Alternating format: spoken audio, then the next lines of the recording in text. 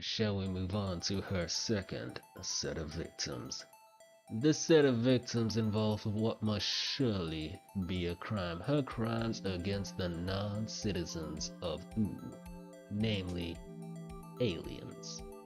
She launched a parasitic attack on a group of pacifist aliens, somehow even convincing herself she was doing the right thing by causing this level of distress and harm. What say you, defense? Not making my job easy, huh? Well, I say that while PB did cause harm, it wasn't her intention to cause the situation. She tells us that the so-called attack was meant to create a colony of candy people on an uninhabited island. Yes, she messed up, but it did seem to be a genuine accident. But look at how this colony behaves, immediately seeking to infect others. How does this not look like a malicious attack from a villain? It's possible she just didn't put in a protocol for if they find inhabitants of other planets. And this is the unfortunate result. That would still be grossly irresponsible. Well, I never said she was perfect. People make genuine mistakes. That doesn't make them villains. Plus, she immediately called them off when she saw what was happening, so no harm, no foul, right? Well, that's thanks to the actions of one Tree Trunks. Mind you, had it not been for the fortunate intervention of Tree Trunks, those poor aliens would have been left to suffer. Okay, technically true. My point is, though, that PB never intended to do anything wrong, so giving her the label of villain just seems a bit much, don't you think? I would love to debate that more, but if it's intent to do wrong you desire, well then shall we move on to her third set of victims. This one involves an intentional crime. This time, the crimes against the citizens of Ooh, the invasion of their privacy with her massive camera network. Don't try to tell us she didn't mean to spy on people. Okay.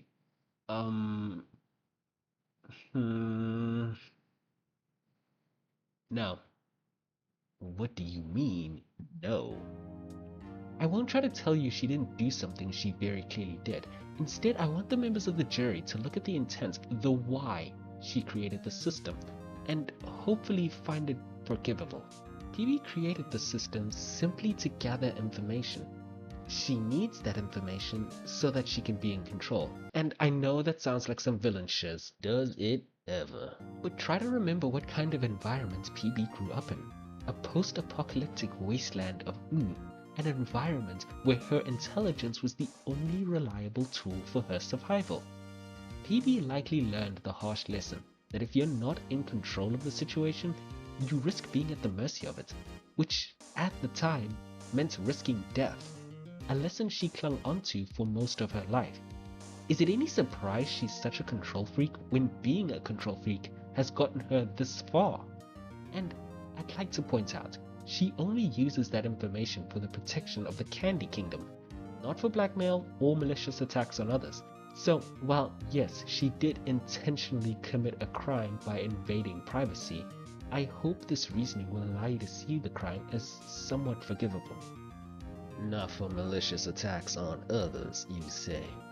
Well, you have just activated my trap card, so to speak, as that segues us into her fourth set of victims, the Fire Kingdom. Shiz, I walked into that one. I'd like to remind the jury that unprovoked, Princess Bubblegum orchestrated an attack on the Fire Kingdom, an attack that claimed the lives of innocent citizens, all so she could dismantle their military and intended to leave them defenseless. I'll wait with bated breath to see how you spin this one, defense. Gosh, frack, dang it. Can you give me a break? You can simply give up and admit she is a villain. No, I'm not gonna give up. Let me review the evidence.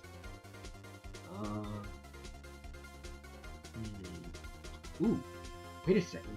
Hang on a second here. If PB is a villain, then so is Flame Princess. Really?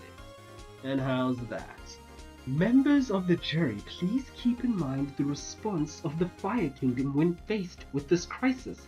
One of the first plans proposed by one of the high-ranking members of government is to burn the Candy Kingdom.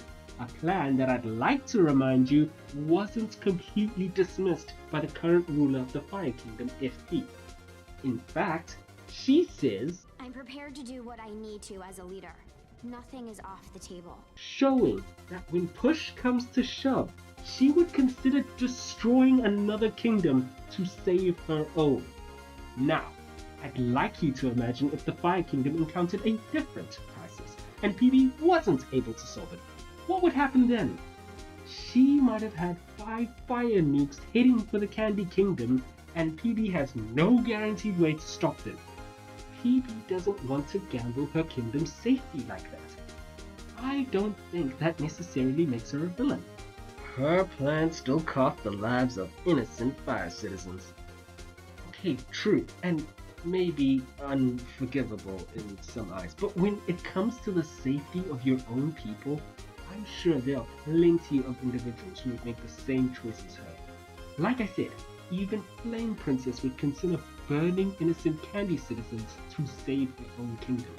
But in this case, Princess Bubblegum went ahead and struck first before any attack on the Candy Kingdom was decided on. I think we can do better than a "she started it" argument.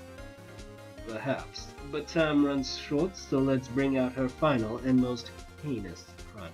A crime against her own creations. Oh, I think I know what this is. Please don't be what I'm thinking of. I could mention her willingness to simply disassemble Goliath. Please don't be the thing I'm thinking of. Or her treatment of the lemon grab situation. That wasn't what I was thinking of, but that's also really bad. But I will speak to you today of her genocide of an entire race of candy citizens. Fudge! The rattleballs incident. Fudge, fudge, fudge, dang it, crud. You didn't seriously think I'd pull that punch, did you? No, but I was really hoping you would. No punches will be pulled today. Upon discovering that the guards she created to fight crime enjoy fighting a bit more than she's comfortable with, she immediately jumps to the solution of slaughtering them en masse. No, why, Bonnie? Defense, the stage is yours.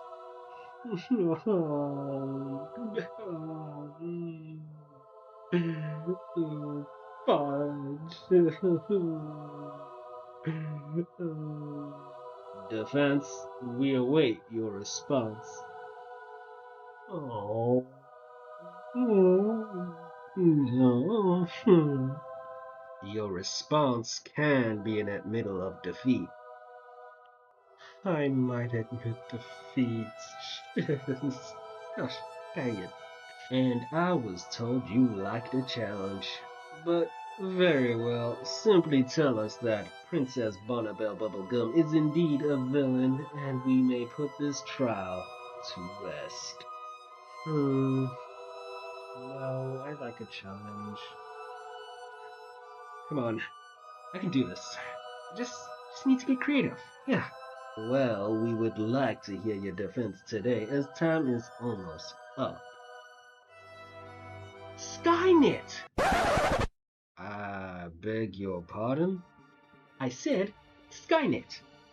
Like the Terminator, Skynet. Members of the jury, I propose to you that while PB did seemingly commit genocide, she was unaware of what she was doing. Oh, come on now. You don't mean to tell us that she didn't know she was killing people. No, I'm going to tell you that she didn't know they were alive in the first place.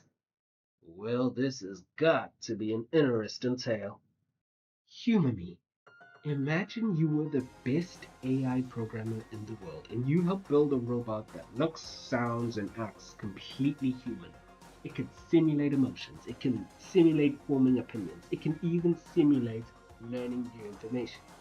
But it's all fake. Well, to anyone who doesn't know, they believe they're interacting with a real person. But you know that it's just a machine following lines of code. Now, imagine by some miracle that machine gained true sentience. How would you be able to tell? It already mimics people perfectly. Maybe it stops doing things it should be able to do, but then what if it's just an error in the code or hardware? How would you tell? And what if those things it's doing is sometimes violent? Well, you might shut it down, not realizing that you're killing a living being. Are you trying to tell us that Princess Bubblegum was attempting to stop a robot uprising like Skynet and ended up killing living citizens by mistake? Think about it. The hints are there. PB never gave rattleballs free will. At least, not the same free will that the candy citizens have. While the other candy citizens obey PB out of love, fear, or reverence, the rattleballs literally can't disobey her orders. We see our rattleballs having to fight with an insane amount of willpower to disobey her order to not turn around. Like he's fighting against this programming. Although it may look different to the candy citizens, in PB's eyes, these guys were never alive. Thus, destroying them all was just getting rid of dysfunctional machinery. Yes, maybe she could have opened one of them up to figure out exactly what was going on, but when they go out seeking violence because there's not enough time to fight, you have to worry about what they would get up to in the meantime. And when she finds they were surviving rattleballs and found out it was capable of learning and growing as a person, as well as resisting its fondness of violence, she realizes her mistake. Maybe PB did commit genocide. Assuming all the rattleballs were indeed sentient. But she thought she was just scrapping bad machinery, not killing living creatures. She may have done wrong, but she never had malicious intent. Boom. There's your defense. Well, that certainly was a creative defense. But will it suffice? Of course it will. Not for you to decide. That decision lies with the lovely members of the jury. So, you viewers at home, will you exonerate Princess Bubblegum, allowing her to dodge the label of villain despite all the harm she has caused? I await your verdict down below. But until next time, keep it smooth.